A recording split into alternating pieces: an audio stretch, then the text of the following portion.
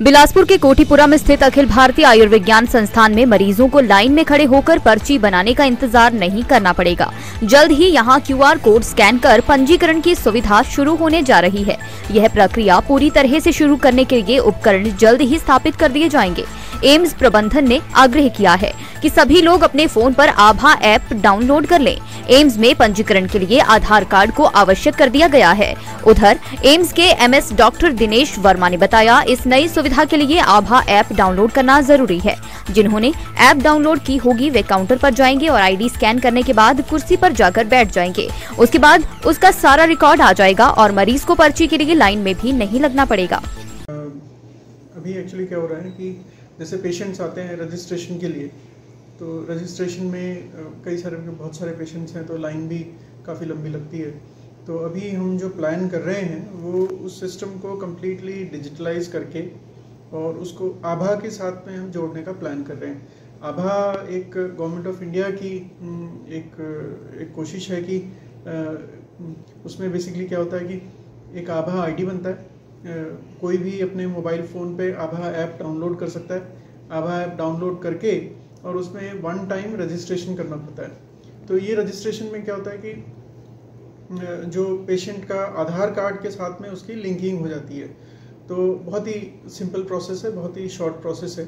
सो एक बार जब ये आभा में ID जनरेट हो जाती है तब उसके बाद जैसे जो हम प्लान कर रहे हैं कि हमारे पास में जो रजिस्ट्रेशन में जो सॉफ्टवेयर और जो सिस्टम लग जाएगा तो पेशेंट को फिर लंबी लाइन में नहीं खड़ा होना पड़ेगा। पेशेंट जैसे आएगा वहाँ पे QR कोड होगा तो वो QR कोड को स्कैन करके और फिर वो आराम से अपनी सीट पे जा करके और बैठ सकता है। उसको लाइन में लगने की ज़रूरत नहीं पड़ेगी।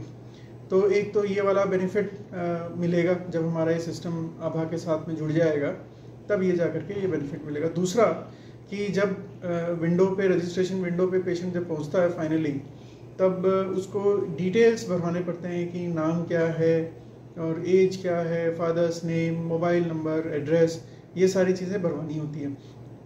अब इसमें क्या होता है कि थोड़ा सा टाइम भी लग जाता है और दूसरी चीज़ क्योंकि ये मैनुअल प्रोसेस है तो पेशेंट जैसे कोई नाम बोलता है और वहाँ पे कुछ स्पेलिंग में उसकी मिस्टेक हो जाती है।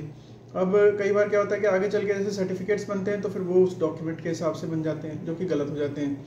फिर पेशेंट को और तकलीफ होती है, उसको चेंज कराने के लिए एप्लीकेशन लिखनी पड़ती है, एफिडेविट देने पड़ते हैं। तो ऐसे करके यानी कि एक वहाँ पे विंडो पे अगर एक छोटी सी स्पेलिंग मिस्टेक होती है तो आगे चल करके बहुत सारी प्रॉब्लम होती है। फिर जैसे पेशेंट दोबारा हमारे पास में अगर आता है तो अगर उसका नाम सही एंटर हुआ है तो नाम से इमीडिएटली उसकी पुरानी हिस्ट्री भी आ जाती है। लेकिन अगर नाम ही ठीक नहीं है तब वो पुरानी हिस्ट्री भी निकल के नहीं आ पाती है। तो यानी कि मैनुअल एरर होने की पॉसिबिलिटी रहती है। अब इंडिया में मेजॉरिटी ऑफ द पॉपुलेशन के पास में आधार कार्ड पहले से ही है तो उसमें नाम दर्ज है, एड्रेस दर्ज है, मोबाइल फ़ोन दर्ज है।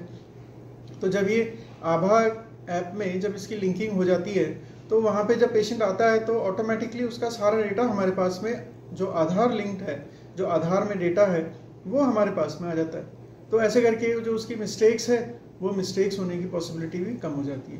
तो इसकी तैयारियाँ चल रही है अभी तो, लेकिन हमारी तरफ से तो जैसे हम सॉफ्टवेयर, हार्डवेयर वगैरह वो सारी चीजें। दिव्य हिमाचल टीवी के लिए बिलासपुर से अभिषेक सोनी की report. Divya Himachal presents Miss Himachal 2023 brought to you by Arni university, powered by Dabur amla hair oil. प्रतिभा और ग्लैमर की एक शानदार सौंदर्य प्रतियोगिता।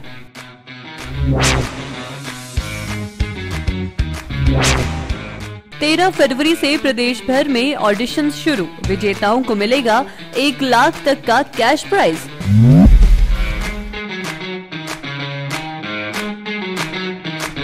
अधिक जानकारी के लिए पढ़ते रहें दिव्य हिमाचल और फॉलो करें मिस हिमाचल फेसबुक और मिस हिमाचल ऑफिशियल इंस्टाग्राम पर।